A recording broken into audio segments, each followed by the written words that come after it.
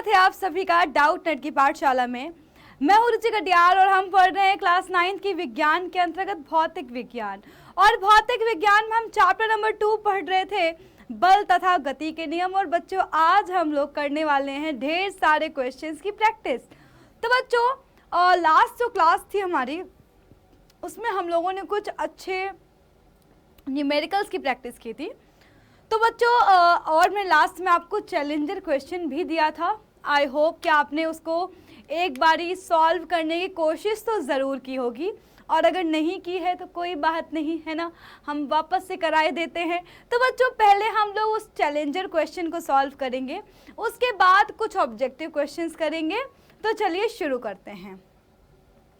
तो हमारा challenger question था कि 5 न्यूटन का एक बल है जो किसी द्रव्यमान m1 को, है ना, तो मान लेते हैं कि कोई हमारे पास द्रव्यमान m1 है, मतलब कि हमारे पास कोई वस्तु है और उसका कुछ द्रव्यमान होगा। उस द्रव्यमान क्या है उस वस्तु का ये हम नहीं जानते हैं, ठीक है। मान ली हमारे पास कोई नीली वस्तु है, ठीक है,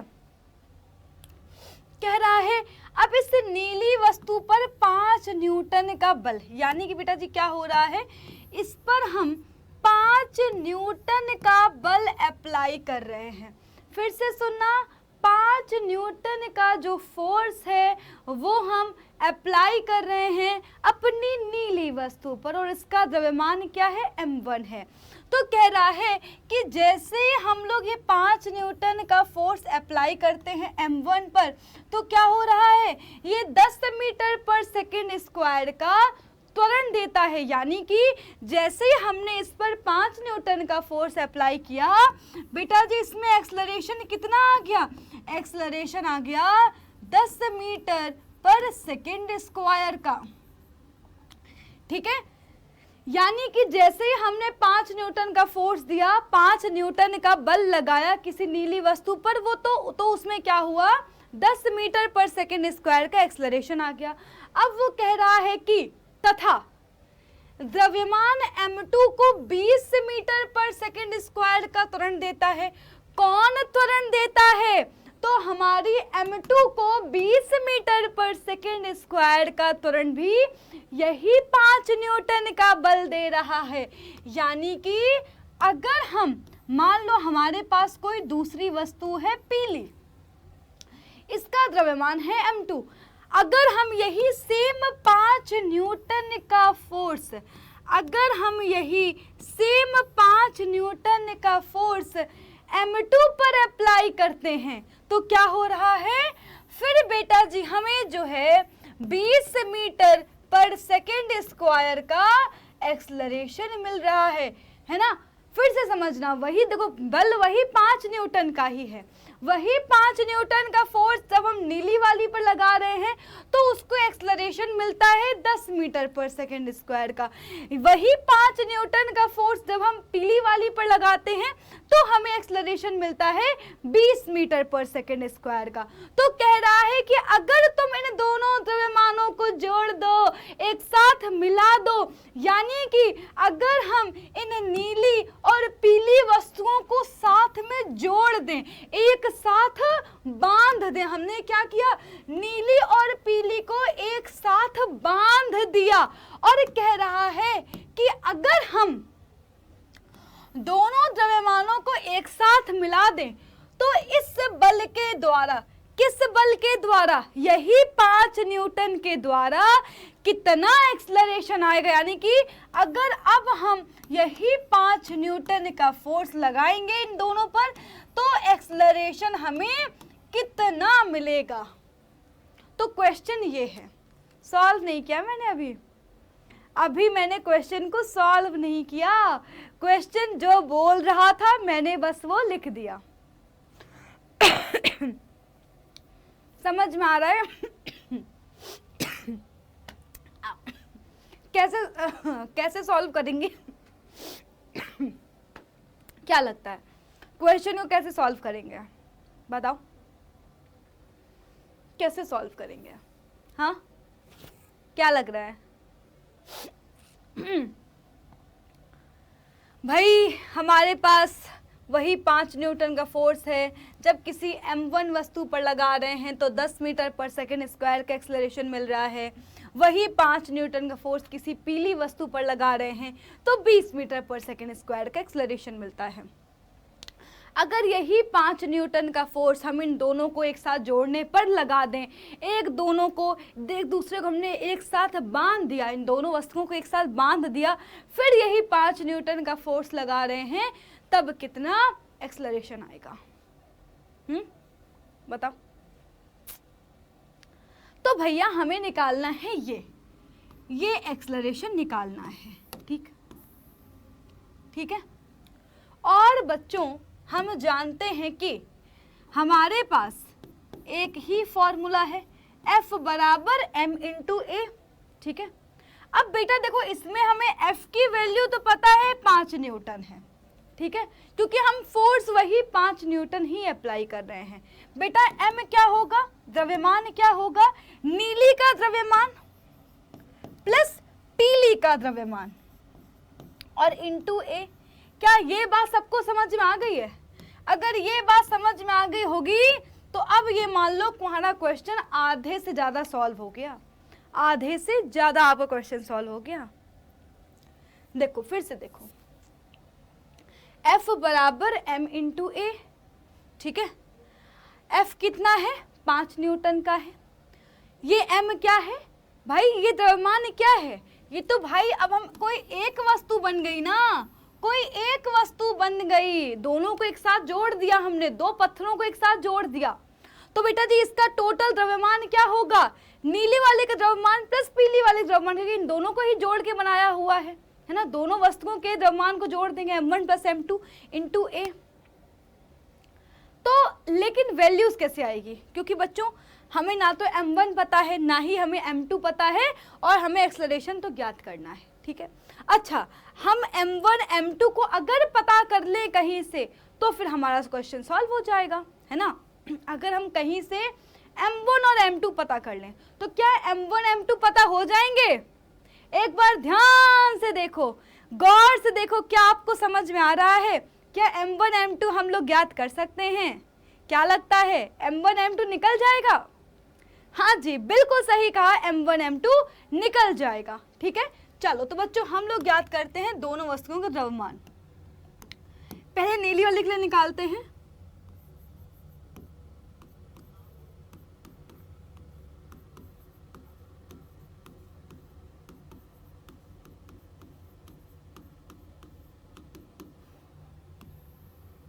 चलो, तो हमारे पास क्या है? हमारे पास है बल की वैल्यू 5 न्यूटन।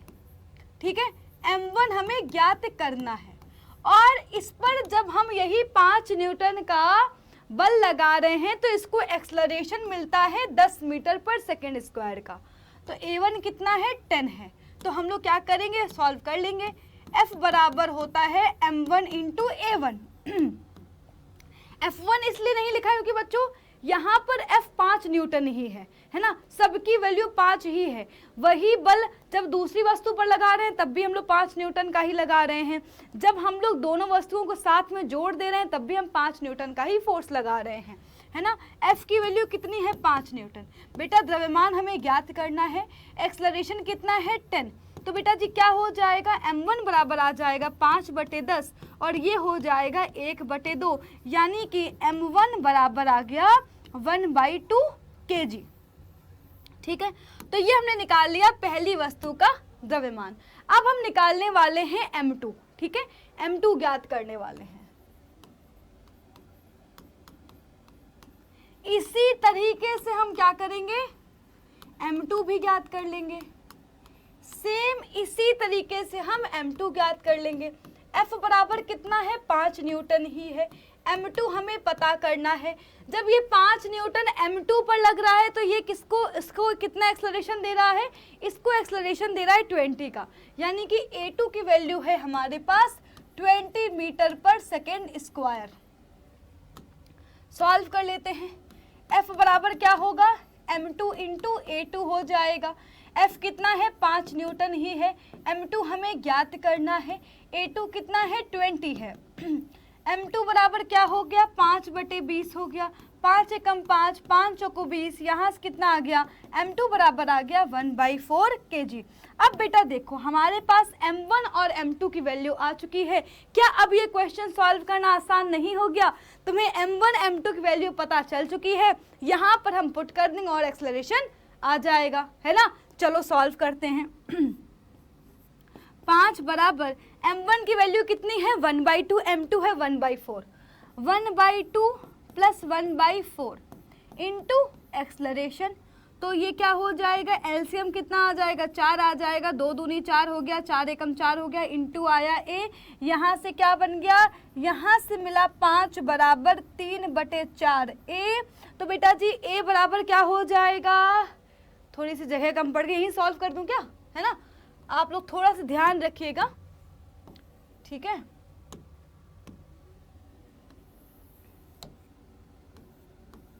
चलो तो क्या है, ये है 5 बराबर 3/4 ए, तो क्या हो जाएगा 20/3 इक्वल्स टू ए बराबर कितना हो जाएगा 3 18 होता है, बचेगा 2, 6.67 मीटर पर सेकेंड स्क्वायर। इसका मतलब क्या हुआ, इसका मतलब ये हुआ कि जब हम इन दोनों द्रव्यमानों को जोड़ दे रहे हैं तब एक्सेलरेशन कितना मिल रहा है, तब एक्सेलरेशन मिल रहा है 6.67 का 6.67 मीटर पर सेकेंड स्क्वायर। तो बच्चों क्वेश्चन बहुत आसान था, कुछ भी नहीं किया, है ना। पहले हमने क्या किया भाई, पहले जो है हमने m1 और m2 की वैल्यू ज्ञात करी, क्योंकि वो बोल रहा है कि भाई हम जब इन दोनों वस्तुओं को एक साथ जोड़ दे रहे हैं और हम फिर ये 5 न्यूटन का बल अप्लाई कर रहे हैं तो ये एक्सेलरेशन कितना देगा, ठीक है। अब बच्चों एक्सेलरेशन कितना देगा ये हम तब ज्ञात कर पाएंगे जब हमें द्रव्यमान पता होगा। तो बच्चों द्रव्यमान क्या है, इसका टोटल द्रव्यमान क्या था, दोनों वस्तुओं का द्रव्यमान का योग, है ना, क्योंकि भाई दोनों को जोड़ के हमने क्या किया है, वस्तु बना दी है। तो बच्चों अब m1 और m2 की वैल्यू हमें पता नहीं थी, तो हमने m1 m2 की वैल्यू ज्ञात कर ली, क्योंकि भाई हमें पता था दोनों ही वस्तुओं पर फोर्स की वैल्यू और एक्सेलरेशन की वैल्यू। m1 आया 1/2 kg, m2 आया 1/4 kg। इस वैल्यू को हमने यहाँ पर रखा, जोड़ा, काटा, पीटा और हमारे पास एक्सेलरेशन आ गया 6.67 मीटर पर सेकेंड स्क्वायर का। क्या ये क्वेश्चन आसान नहीं लगा? क्वेश्चन तो आसान था, बस थोड़ा सा दिमाग लगाना था, है ना। चलो आगे बढ़ते हैं, नेक्स्ट क्वेश्चन देखते हैं। तो बच्चों अब चलते हैं अपने क्वेश्चंस की ओर। सो हमारे पास पहला क्वेश्चन है, किसी वस्तु को ऊपर फेंके जाने पर वह नीचे की ओर आती है, उसका कारण क्या है? वस्तु भारी है, घर्षण बल के कारण, गुरुत्वाकर्षण बल के कारण, या इनमें से कोई नहीं। क्या लगता है क्या होगा सही जवाब? बहुत आसान क्वेश्चन है, जल्दी बताइए। हाँ जी, जब भी हम लोग किसी वस्तु को फेंकते हैं तो क्या होता है, हमारी वस्तु टक से नीचे आ जाती है ना। तो तुम चाहे कितनी भी ऊपर फेंको क्या होगा, वस्तु नीचे आ रही होगी। उसका रीजन क्या है? उसका रीजन ये है कि जो हमारी वस्तु है, वस्तु और पृथ्वी के बीच क्या लग रहा है, गुरुत्वाकर्षण बल लग रहा है। तो चूंकि यहाँ पर क्या लग रहा है गुरुत्वाकर्षण बल लग रहा है, जिसकी वजह से क्या हो रहा है, जिसकी वजह से हमारी वस्तुएं पट्ट से नीचे आ गई। ठीक है, आगे बढ़ते हैं। नेक्स्ट क्वेश्चन कह रहा है, किसी पिंड का जड़त्व उसकी चाल बढ़ा देता है, चाल कम कर देता है, घर्षण कम कर देता है, उसकी अवस्था में परिवर्तन का विरोध करता है। तो बेटा पिंड का जड़त्व क्या करता है, बताओ, दिमाग लगा के बताओ। किसी पिंड का जड़त्व, हाँ जी, किसी पिंड का जड़त्व तो किसी पिंड का जड़त्व क्या होता है, उसकी अवस्था में परिवर्तन का विरोध करता है। बेटा जड़त्व का गुण भी यही है भाई, हमने डेफिनेशन पढ़ी थी जड़त्व क्या होता है। जड़त्व बेटा जी किसी भी वस्तु के अंदर वो गुण है जो अपनी अवस्था में परिवर्तन का विरोध करता है। हमारी वस्तुएं अपनी अवस्था में परिवर्तन करना नहीं चाहती हैं, वो चाहती हैं कि अगर हम रुके हुए हैं तो हम रुके ही रहें, अगर हम चल रहे हैं तो चलते ही रहें। यानी अवस्था में परिवर्तन का जो विरोध करने का गुण होता है वो आपका जड़त्व कहलाता है। आगे बढ़ेंगे, नेक्स्ट क्वेश्चन। पेड़ नीचे गिरने का कारण क्या है? गुरुत्वाकर्षण बल, घर्षण बल, जड़त्व के कारण, या इनमें से कोई नहीं? जल्दी बताइए।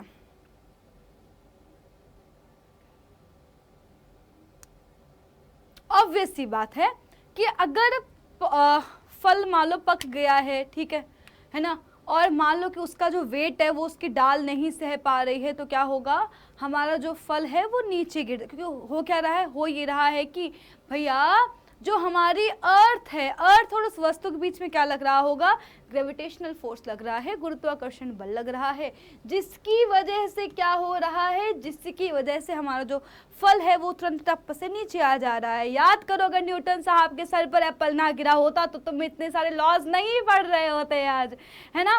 चलो, अच्छा, जड़त्व के कारण कब गिरेगा, जब तुम जा करके पेड़ को हिला दोगे कि भाई मुझे चाहिए पेड़, मेरे को चाहिए आम चाहिए, मेरे को एप्पल चाहिए, है ना। तो अगर तुम जा करके क्या करोगे, पेड़ को सीधा करके हिला दोगे तो क्या होगा, हमारे जो फ्रूट्स है वो नीचे गिर जाएंगे, है ना। क्योंकि जैसे ही तुमने किसी भी शाखा को हिलाया वैसे ही क्या हुआ, हमारी शाखा तो गति में आ जाएगी, लेकिन हमारे जो फ्रूट्स हैं, जो हमारी पत्तियां हैं, उनके अंदर तो अभी भी विराम का गुण होगा, जिसके कारण क्या होगा, वो जो है टप से नीचे गिर जाएंगे। अगला, किसी बल्लेबाज द्वारा क्रिकेट की गेंद को मारने पर वह लुढ़कती है पर कुछ दूर जाकर के रुक जाती है। कह रहा है ऐसा क्यों? क्या बल्लेबाज ने गेंद को पर्याप्त प्रयास से हिट नहीं किया है? क्या गेंद पर लगने वाला बल उसके वेग के बराबर है? गेंद के वेग की दिशा के विपरीत कोई बल लग रहा है, या गुरुत्वाकर्षण बल है? जल्दी बताओ। हाँ जी, क्या लगता है इस क्वेश्चन का जवाब क्या होगा? भाई ये तो बात बिल्कुल सही है, ये तो बात बिल्कुल सही है कि जब भी हम लोग बॉल को हिट करते हैं तो हमारी बॉल कुछ दूर तक तो जाती है, लेकिन फिर कुछ दूर जाकर रुक जाती है ना। हमारी बॉल कुछ दूर तक जाती है, नो डाउट, लेकिन जाकर के रुक जाती है। और हमारी बॉल रुक जाती है, इसलिए ही तो भैया सब लोग गैलीलियो साहब से कह रहे थे कि बार बार तुम्हें फोर्स लगाना पड़ेगा। अगर आप किसी वस्तु को लगातार गति करवाना चाहते हैं, अरस्तु साहब ने क्या बोला था? अरस्तु साहब ने बोला था कि बेटा, जब भी अगर तुम्हें किसी वस्तु को लगातार गति करवाना है तो तुम्हें क्या करना पड़ेगा, लगातार बल लगाते रहना पड़ेगा। लेकिन गैलीलियो साहब ने बोला कि नहीं चाचा, आप तो गलत बोल रहे हैं, क्योंकि ये बॉल तो चलना चाहती है, गति में आ गई है, इसके अंदर जड़त्व का गुण है, वो नहीं रुकना चाहती है, लेकिन कोई और फोर्स है जो इसकी गति का विरोध कर रहा है, जिसकी वजह से हमारी बॉल रुक रही है। तो बेटा जी ये बात जो है गैलीलियो साहब ने बताई थी, और उन्होंने बताया कि अगर कोई वस्तु रुक रही है, इसका मतलब क्या हुआ, उसकी गति के विपरीत दिशा में कोई फोर्स काम कर रहा है। ठीक है, आगे बढ़ते हैं, नेक्स्ट क्वेश्चन देखते हैं। अगला क्वेश्चन, न्यूटन का प्रथम नियम किसकी संकल्पना देता है? बताओ जरा। न्यूटन का पहला नियम किसकी संकल्पना देता है? जड़त्व की, गति की, ऊष्मा की या ऊर्जा की? बहुत आसान है। न्यूटन का पहला नियम संकल्पना देता है जड़त्व की, है ना, जड़त्व के बारे में बताता है। अगला, बस की छत पर रखा हुआ सामान क्यों बांधा जाता है? गति के कारण, जड़त्व के कारण, बल के कारण, या इनमें से कोई नहीं? जल्दी बताओ।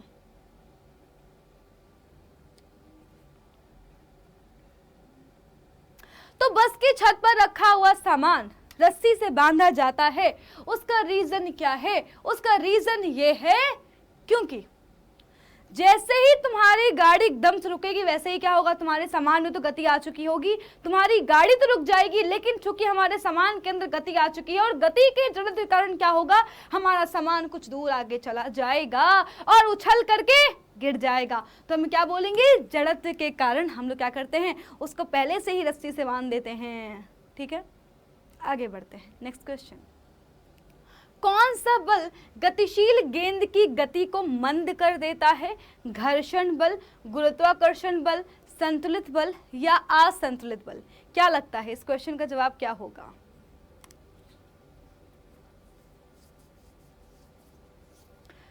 कौन सा बल गतिशील गेंद की गति को मंद कर देता है? तो वो फोर्स और कोई नहीं बल्कि हमारा कौन है, घर्षण बल है। क्योंकि घर्षण बल दो सतहों के बीच आपेक्षिक गति का विरोध करता है। वो कहता है कि भैया अगर दो सतहें हैं कांटेक्ट में तो दोनों साथ में गति करें, एक दूसरे के ऊपर गति क्यों कर रही है, यानी कि एक रुकी हुई दूसरी ऊपर उसके ऊपर चल रही है, क्यों? ठीक है, अगला, निम्न में जड़त्व किस एक का अधिक है? हमारे पास 3 एग्जाम्पल हैं। पहला, एक रबर की गेंद और उसी आकार का पत्थर। दूसरा, एक साइकिल और एक रेलगाड़ी। तीसरा, 5 रुपए का एक सिक्का और 1 रुपए का एक सिक्का। हाँ जी, जड़त्व किसका अधिक है? तो बच्चों याद रखिएगा, जड़त्व की माप क्या होती है? उसका द्रव्यमान या वस्तु का द्रव्यमान जड़त्व की माप होती है। अब एक बात बताओ, किसका द्रव्यमान ज्यादा है? उसी आकार का पत्थर या एक रबर की गेंद? बताओ द्रव्यमान किसका ज्यादा है? हाँ जी, तो द्रव्यमान अधिक है उसी आकार के पत्थर का, तो हमें क्या कहेंगे? इसका जड़त्व अधिक है। तो हम क्या लिखेंगे? पत्थर का जड़त्व अधिक है।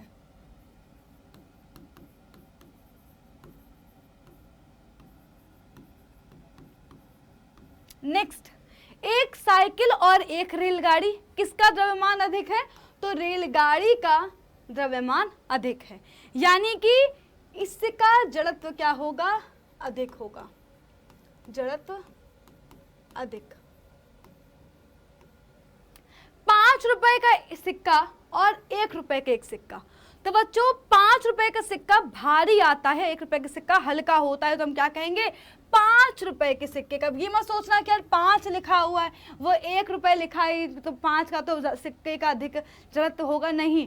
5 का सिक्का भारी आता है ना, पहले जमाने के सिक्के की बात कर रही हूँ, जो नए सिक्के आए उनकी बात नहीं कर रही हूँ।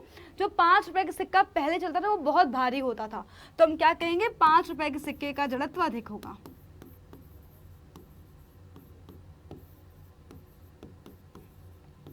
आगे बढ़ते हैं, नेक्स्ट क्वेश्चन देखेंगे।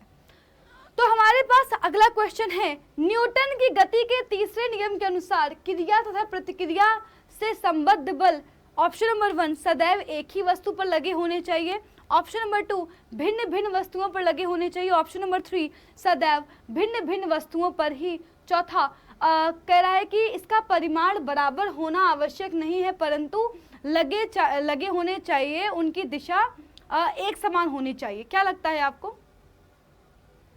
क्या लगता है आपको? हाँ जी, गति का तीसरा नियम। तो गति का तीसरा नियम क्या कहता है?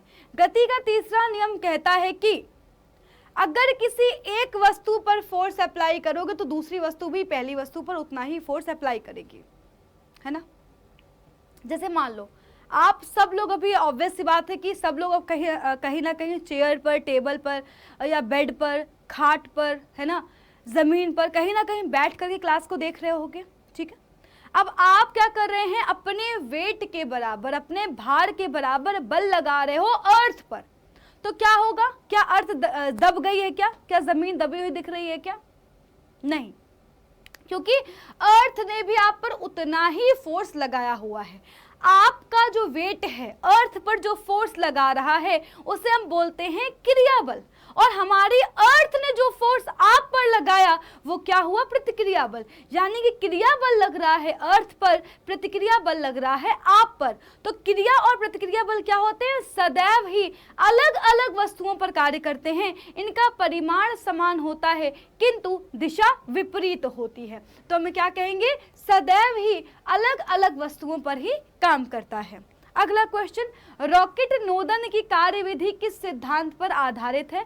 न्यूटन के पहले नियम पर, दूसरे नियम पर, तीसरे नियम पर, या उपरोक्त सभी? सोच समझ के जवाब दीजिएगा।